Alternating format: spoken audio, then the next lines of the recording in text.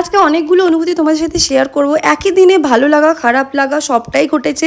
তো রাতের বেলা আমরা যে ভোগ বিতরণের ভিডিও তোমরা দেখেছিলে, তো রামকৃষ্ণপুর ঘাটেও ভোগ বিতরণ করা হয়েছিল, তো সেটা একটা আলাদা খুব ভালো অনুভূতি।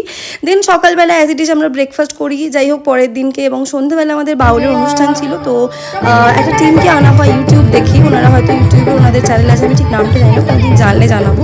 তো এই ছেলেটি বাচ্চাটি খুব ভালো গায়, আমরা খুব আনন্দ করি, বাট ওনারা বাউল গান তো গায় না। লাস্টের দিকে যখন রিকোয়েস্ট করা হয়, ওনাদের মধ্যে এক ভদ্রলোক যিনি ইচ্ছা করে অ্যাজ আ চ্যালেঞ্জ যাতে আমরা বাউল গানটা না শুনি, ওনারা খুব বাজে ভাষা প্রয়োগ করে গান গাইতে শুরু করেন।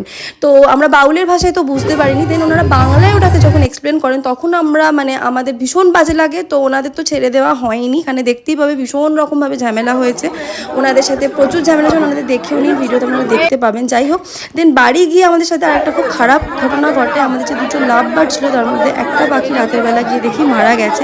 তো সেটা খুব খারাপ লাগছে। যাই